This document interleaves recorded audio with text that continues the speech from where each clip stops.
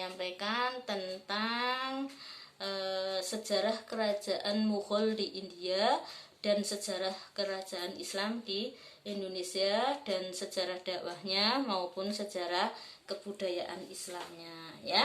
Yang pertama saya sampaikan kerajaan Mughal dulu ya. Kerajaan Mughal di India. Nah, ini salah satu kelemahan kuliah Google Meet, tidak manual di kelas, tidak langsung di kelas ya. Anda tidak bisa melihat PowerPoint saya, tapi bisa saya share ya nanti di WA supaya dilihat di rumah ya. Jadi di sini kerajaan Mughal berdiri seperempat abad sesudah berdirinya kerajaan Safawi. Seperempat abad itu berapa tahun? 25 tahun ya. Jadi setelah kerajaan Safawi hancur kemarin ya, sudah saya sampaikan faktor-faktor kehancurannya, maka baru berdirilah kerajaan Mughal, kan begitu ya. Karena apa? Ya karena sesungguhnya Raja Mughal ini sendiri itu dari Bahadur Shah itu ya, itu sebenarnya pelarian dari sana ya, dari konflik perang tersebut. Kemudian salah satu anggota kerajaannya lari ke India, yang nanti ya karena keturunan raja dilala di India juga bisa mendirikan kerajaan, kan gitu ya.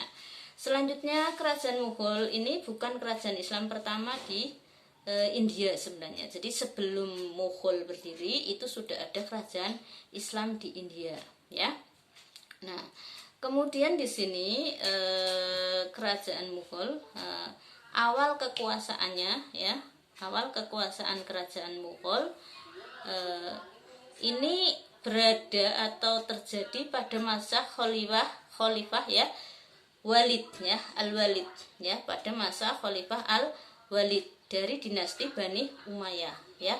Ternyata Bani Umayyah itu tidak berhenti sampai di situ, tetapi terus melakukan perjuangan untuk berdiri lagi seperti kemarin ya.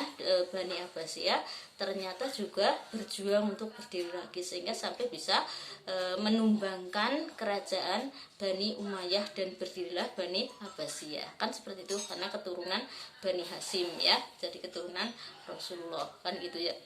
Itu seperti itu. Jadi semangat untuk berjihad, semangat untuk meraih kekuasaan, kalau ini dilihat dari segi kekuasaan dan politik, itu harus tetap ada ya, supaya ada penerusnya. Bahkan saya itu kalau saya jadi raja kepengen jadi presiden atau itu jangan ngayal, tapi yang elekol ya wong Jokowi sing wis hebat banget iki gagal ya. Disatukan seluruh muslim di dunia kon dadi wong hebat, men muslim itu pada menguasai dunia lagi, ben ora terpuruk, ora kebingungan kayak dia, kan gitu ya. Tapi ya gue ndak bukapan gue ya, anak cucunya sampean dididik dari sekarang kon semangat ya, aja adal etel ya. Saya tuh prihatin, generasi sekarang sudah sangat memprihatinkan ya, wis males membaca buku, kuliah juga males, orang ketang kuliah online be dinyala kena Google Meet TikTok tinggal lunga, aduh jangan kepriwe, Islam harus maju wes ya. Sekarang kerajaan Mughal merupakan kerajaan Islam di India dengan yang berada di Delhi ya sebagai ibu kotanya. Jadi Delhi itu adalah ibu kota kerajaan Mughal ya. Berdiri antara tahun 1526 sampai 1858. Ini lama teman bututi, namanya juga sejarah ya kan.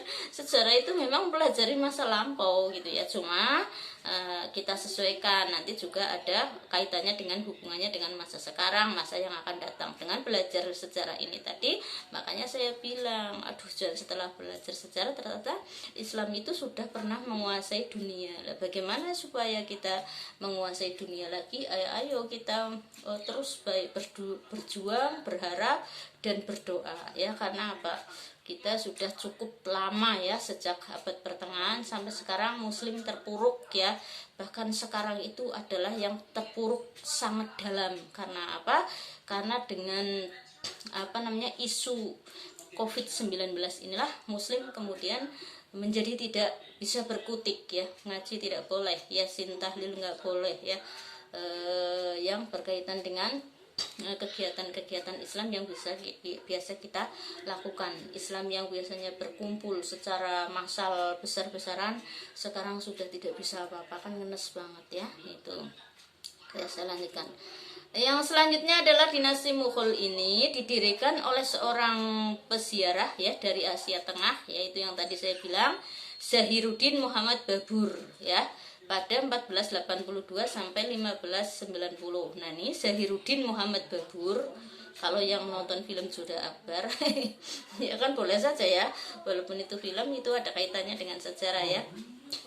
Ini adalah kakeknya Jalaluddin ya, Jalaluddin Akbar. Jadi Zahiruddin Muhammad Babur ini ayahnya Jalal. Ayahnya Jalal kan namanya Raja Humayun ya kan.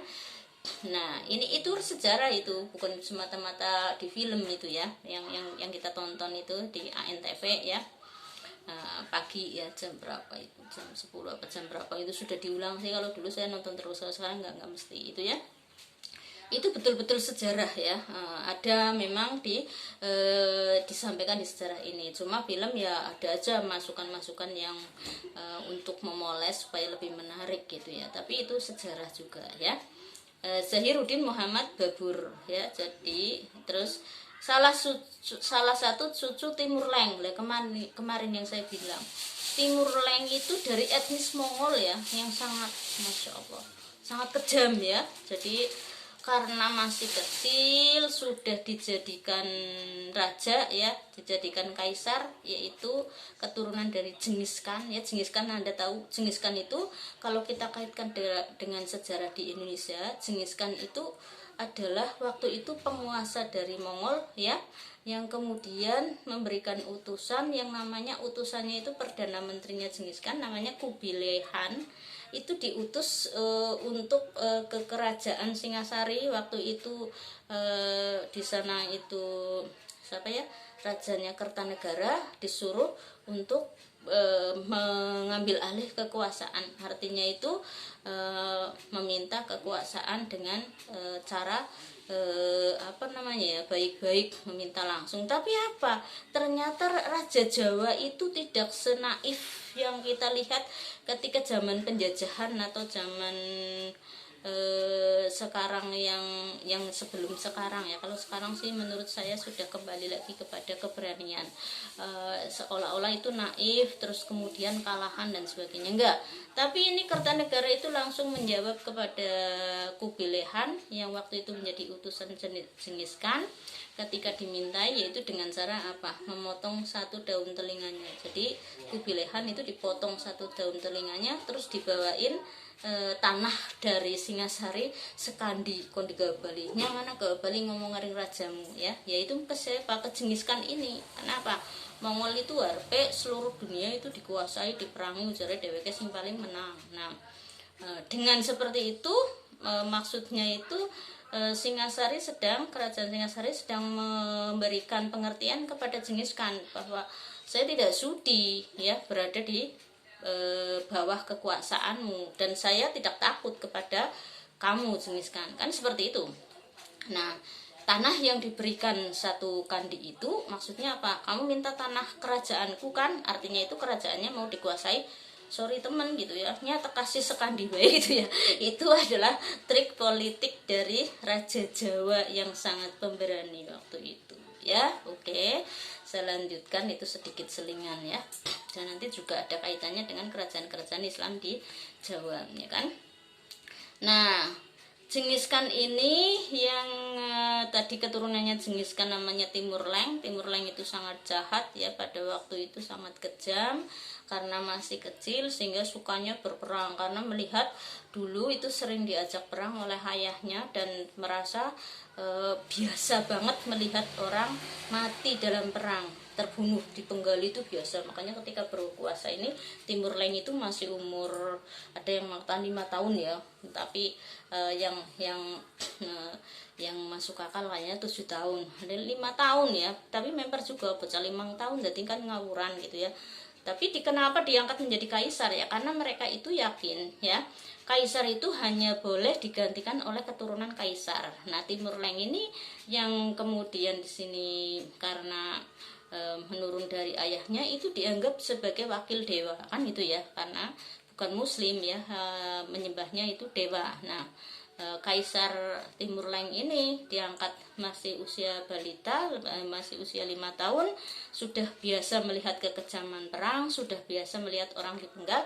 Maka ketika umur itu juga seperti itu, ada orang salah cuma gimana ini Kaisar, ada orang mencuri kambing, ya udah penggal saja, penggal dul gitu. Ketika perang bahkan lebih sadis lagi, yaitu tentara-tentara musuh yang di situ terkalahkan oleh Timur Leng, kemudian kepalanya itu diambil, kepalanya semua dijejer kayak gini, dibentuk piramid.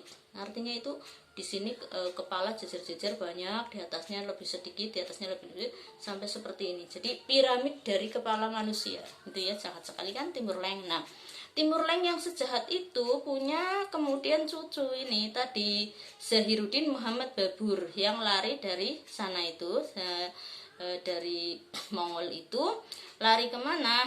Lari ke India ini ya, lari ke India ini.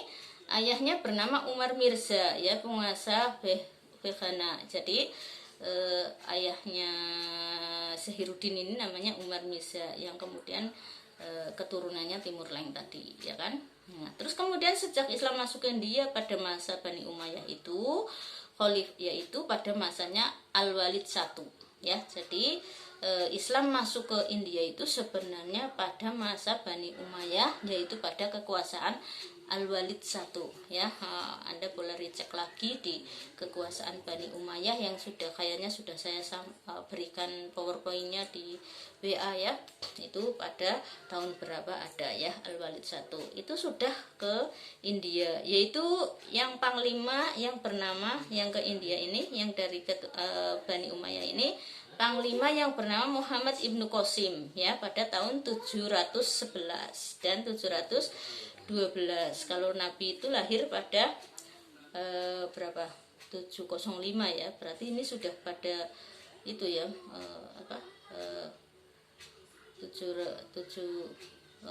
Nabi sudah meninggal ya, Bani Umayyah, zaman Bani Umayyah kan. Terus sekarang peradaban Islam mulai tumbuh dan menyebar ke seluruh benua India sejak saat itu ya. Terus sekarang masa kekuasaannya ya, masa kekuasaan siapa? Yaitu tadi Raja Mughal pertama yang bernama Zahiruddin Babur atau Raja Babur, yaitu kakeknya Jalaluddin itu ya. Zahiruddin Muhammad Babur ini adalah salah satu cucu dari Timur Leng, tadi sudah saya sampaikan. Kemudian di sini menguasai antaranya adalah Samarkand ya tahun 1494, dan pada tahun 1505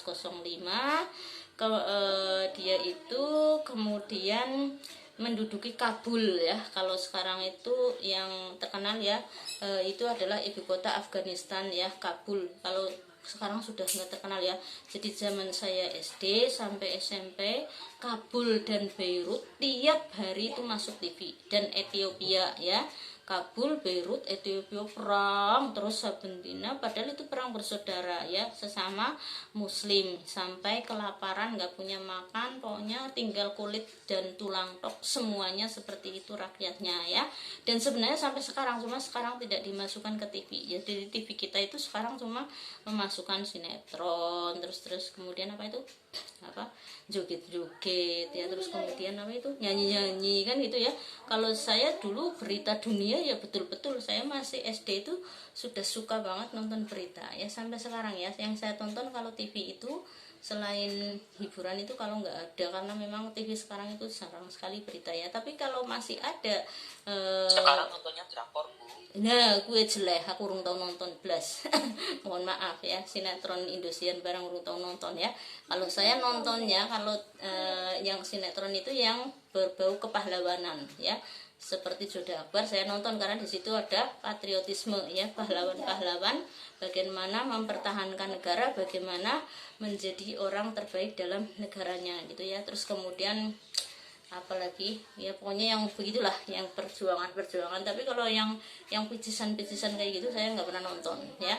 Dan kalau masih ada berita, saya mengutamakan berita dulu ya. Jadi yang saya tonton yang lebih utama ya berita, terus kemudian ilmu pengetahuan, kemudian pengajian. Itu kalau yang tiga-tiganya nggak ada, baru saya nonton hiburan, dan hiburnya saya pilih yang itu tadi, yang terkait dengan intelijensi atau perbuatan patriotisme, kepahlawanan, dan kenegaraan. Ya, saya memang seperti itu ya, nggak suka yang picisan-picisan, saya sukanya yang bermanfaat. Nah, itu akan menjadi motivasi hidup kita supaya bermanfaat juga ya.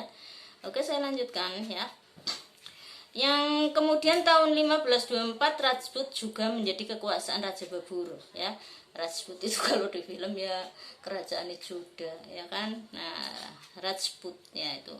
Terus kekuasaan Babur dilanjutkan oleh anak sulungnya yang bernama Humayun. Nah, itu yang tadi saya bilang, Zainuddin Muhammad Babur itu adalah kakeknya Jalaluddin. Nah, ini diberikan kepada Humayun ya. Selama 9 tahun Raja Humayun menjadi penguasa. Nah, tapi Raja Humayun kalah oleh Mongol ya, dibunuh. Tetapi berhasil dibunuh, tapi kerajaannya tidak berhasil bukan kalah oleh Mongol, kalah oleh dari kerajaan lain yang kemudian di situ tidak diserahkan, artinya tidak sampai jatuh tampuk kepemimpinannya, karena pada waktu itu memiliki perdana menteri yang di situ punya tentara yang di situ pendampingnya Raja Humayun ya, yang bernama siapa ya Afifah, yang pamannya Jalal siapa namanya itu lupa ya. Itu kalau di film ada ya yang itu, yang laki-laki ya, bukan Mahamnya, bukan ya. Nah, itu punya pendamping yang hebat. Maka kemudian ketika Raja Humayun dibunuh, diangkatlah langsung Jalal ini ya, Jalaluddin, yang Jalaluddin Tok jane namanya, tapi Akbar itu adalah julukan ketika Jalal itu berhasil mengambil hati rakyat dengan terobosan-terobosannya menolong rakyat, sehingga digelari Akbar, jadi Jalaluddin Tok gitu ya.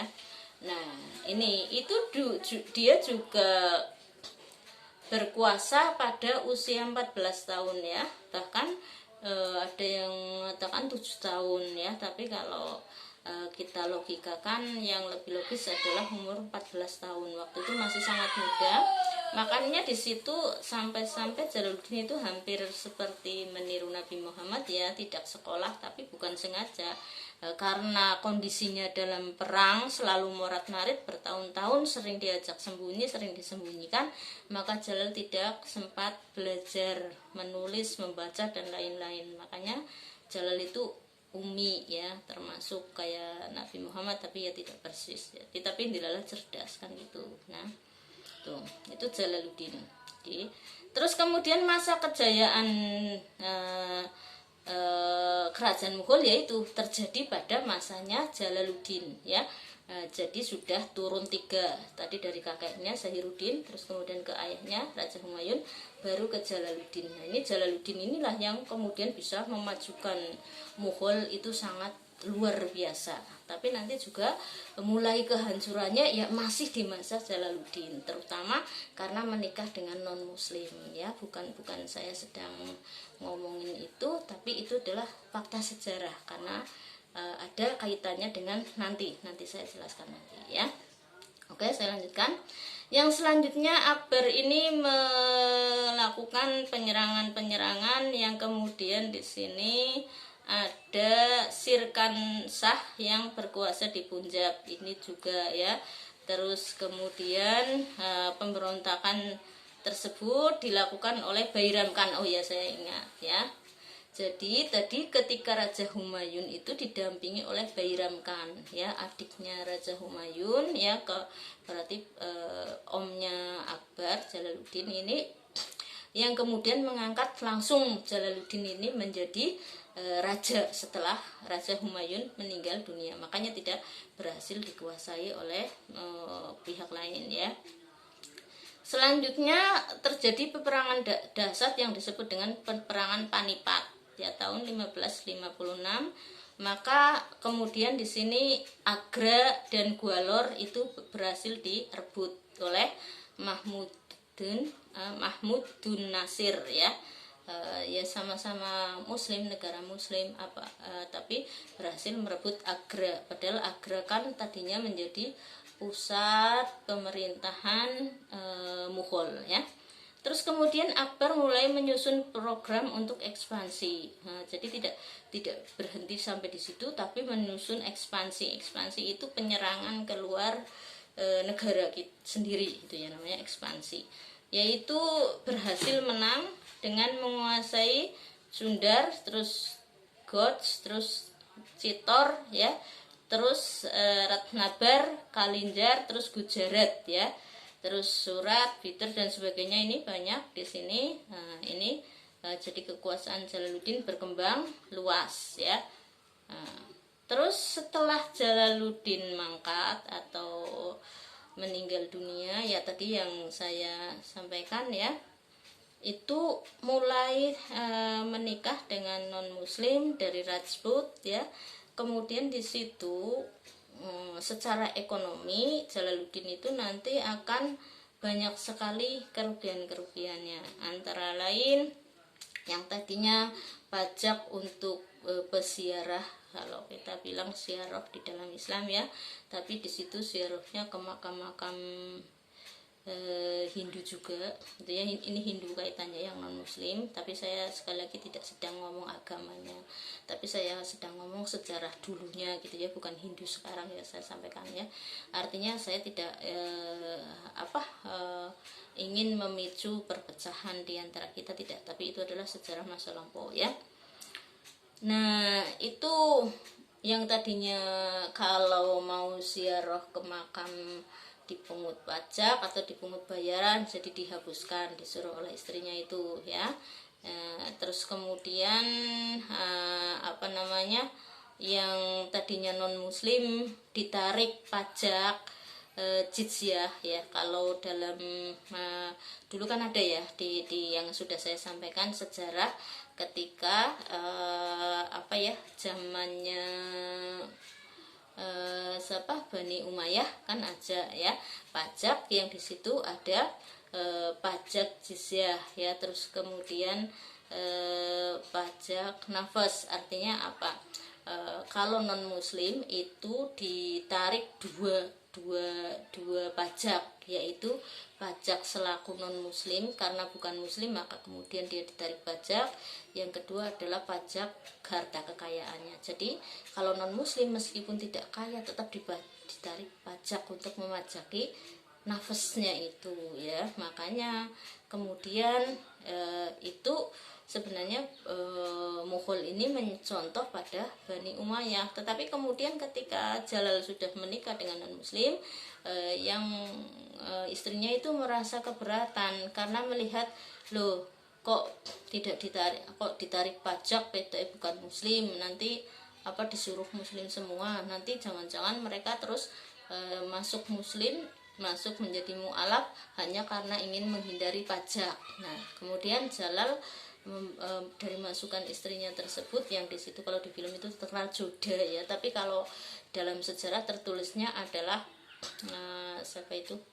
Mumtaz Mahal ya, yang kemudian dibikinkan makamnya yang bernama Taj Mahal ya, Mumtaz Mahal itu. Nah, kemudian di sini setuju dihapuskan pajak yang untuk non muslim, karena Jalal itu pertimbangannya pancen la ikroha fiddin, tidak ada pemaksaan untuk masuk agama ya kan, sehingga takutnya kalau misalnya non muslim kemudian terpaksa masuk ke Islam karena menghindari supaya tidak ditarik pajak itu tadi, sehingga setuju. Nah, ini kan mulai ada kelemahan di sisi ekonomi, di situ sudah terlihat sekali ada dua ya kan. Nah, bahkan ketika di nanti selanjutnya juga banyak sekali, cuma itu hanya saya sampaikan. Yang ketiga itu misalnya ketika zamannya Jalal sudah mulai bekerja sama dengan pihak asing, terutama di sini adalah Inggris ya kan. pihak Inggris dan Belanda yang terkenal kalau di Indonesia itu sekutu dulu ya, Inggris Belanda, pokoknya orang asing itu adalah kalau bahasa kita itu bahasa kasarnya tuh wilet atau licik ya. Jadi selalu saja join pertamanya ya, perjanjian pertamanya adalah perjanjian dagang, tapi nanti akhirnya akan menguntungkan pihak luar dan merugikan pihak pribumi, itu mesti ya. Nah itu makanya Indonesia itu yang waktu itu sangat lugu ya, dan mungkin bisa dikatakan juga naif, sampai 350 tahun dijajah oleh Belanda tidak terasa, karena saking ya begitulah Belanda ya dengan apa iming-iming dulu kerjasama ekonomi VOC kan kita tahu. Nah tapi ternyata ke raja-rajanya bilang itu adalah kerjasama ekonomi, tapi nyatanya dari semua hasil bumi kita dibawa ke Belanda. Terus akhirnya Belanda berkuasa di sini sampai 350 tahun. Naudzubillah, jangan sampai terjadi lagi. Makanya kita yang tahu sejarah ini akan wanti-wanti betul kepada generasi muda, jangan sampai NKRI dipecah belah dengan alasan apapun ya, termasuk dengan alasan mendirikan khilafah dan sebagainya. Itu tidak betul. Karena apa? Ya itu tidak mungkin ya. Nah, pertama tidak mungkin. Yang kedua bahwa ya di sini ada trik-trik tertentu lah ya. Kalau pertama misal tadinya mau mendirikan negara muslim, tahu-tahu di sini mau menguasai, itulah ya intinya. Kita jangan sampai seperti itu ya, sudah yang aman-aman saja, tapi selalu waspada, jangan mudah terkaca juga dengan kerjasama ekonomi. Misalnya ya, kerja ekonomi dengan Amerika, kerja ekonomi dengan Arab, tapi akhirnya nanti yang menjebak Indonesia sampai terjual. Artinya terjual itu dirugikan ya, misalnya barang tambangnya masuk ke sana semua dengan harga yang sangat murah, kita sendiri kekurangan misalnya dan sebagainya. Naudzubillah. Tapi itu ya kita bisanya ngomong ya, orang akademisi, orang dai itu bisanya ngomong, yang lakoni orang-orang pemerintahan. Makanya ketika hal ini diketahui oleh ulama, kemudian juga membolehkan Anda sarjana KPI misalnya nanti mau jadi menteri ya monggo silakan, karena supaya tahu ini. Tapi taunya harus tahu betul bagaimana trik politik di dalam pemerintahan supaya tidak terjebak seperti itu kan gitu ya. Harus belajar betul ininya ya, tidak sing ada ledel tok mela-melu ngana ngene jadi anggota dewan, jadi anggota tok sing penting bayaran nang kono ngantuk ya dan sebagainya. Itu orang mutu ya. Kalau mau jadi pejuang di politik ya, jadi anggota dewan, jadi presiden, jadi bupati monggo, tapi sing ngerti temenanan apa pemerintahan, bagaimana manajemen pemerintahan, bagaimana mensejahterakan rakyat, itu baru yang namanya betul-betul negarawan dan politisi yang baik gitu ya. Oke, saya lanjutkan. Sekarang setelah Jalaluddin turun tahta, digantikan oleh Aurangzeb ya. Aurangzeb ini dinobatkan sebagai Raja Mughal setelah mengalahkan Raja Suja ya dari Benggala dan Raja Murad dari Ahmadabad ya tahun 1658. Nah, Aurangzeb ini ya, ini langkah-langkah yang dilakukan oleh Aurangzeb memang sangat-sangat pro rakyat ya. Mungkin kalau kita lihat dari sisi tasawuf, beliau itu sangat tasawuf bisa ya. Kalau dari sisi politisi mungkin ya ini politisi yang baik apa ya. Yaitu langkah-langkah Aurangzeb antara lain atau yang melasan gitu ya pro rakyat, yaitu satu, menghapuskan pajak. Nah ini jadi pajak dihapus semua se-negara. Nah ini tapi kalau saya kurang setuju. Kurang setuju apa? Seharusnya jangan dihapuskan semuanya pajak, tapi pajak yang dihapuskan adalah untuk orang miskin dan orang apa sing sugih didengkot-dengkot ya kudu dipajaki ya kan. Karena apa? Dari pajak ini juga bisa membantu menopang dan mengembangkan ekonomi negara ya kan. Kalau nggak ada pajak lama-lama keuangan negara juga bisa defisit kan gitu. Makanya kalau Anda itu yang ngerti tentang tata negara ya, kok Anda mampu, tidak mungkin bertentangan untuk membayar pajak. Pasti Anda menjadi warga negara yang baik, yang dengan ikhlas membayar pajak, karena ngerti pajak ini juga mau kembali kepada rakyat, kepada negara untuk membangun, ya kan, untuk membantu bantuan sosial dan sebagainya, ya kan. Nah, kecuali Anda tidak mampu kok ditarik pajak, lagi orang bener ya, Anda bisa usul, bisa memberi masukan kepada pemerintah, kan itu. Ini tapi menghapuskan pajak, ini seluruh pajak dihapuskan oleh Aurangzeb. Yang kedua, menurunkan harga bahan pangan. Wih, langsung mudun. Wih, seneng banget ya. Raja Anyar pajak dihapus, harga bahan pangan mudun. Yang presiden yang Indonesia kayak itu ya akeh banget sing milih, tapi bisa apa ora ya? Negarane bisa apa ora menopang kebutuhan rakyat apabila dilakukan kebijakan seperti itu. Jadi kebijakan itu pasti harus dipertimbangkan baik buruknya, ya kan, dan pasti juga harus dipertimbangkan manajerialnya dan lain-lain. Yang ketiga, memberantas korupsi. Nah, ini korupsi tapi tetap diberantas, berarti ini memang betul-betul pemimpin yang hasanah ya, raja yang sangat baik. Jadi sudah menghapuskan tapi korupsi tetap diberantas. Jadi kan pejabat negara orang oleh korupsi kan gitu ya. Terus mengusahakan kodifikasi mengenai soal muamalah yang dinamakan ahkam alam khiriyah atau peradilan. Nah, ini Aurangzeb ini rupa-rupanya memang merupakan keturunan Jalal yang betul-betul fokus pada Islam yang di situ sangat dalam ya.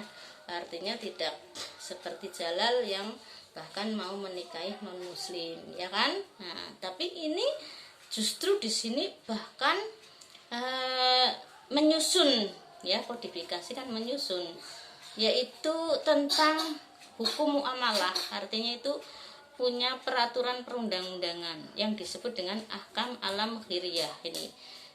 Ya, tentu saja yang menyusun bukan beliau sendiri, namanya juga raja, tapi kan membentuk tim, ya kan, seperti misalnya Jokowi ya membentuk KPK misalnya ya.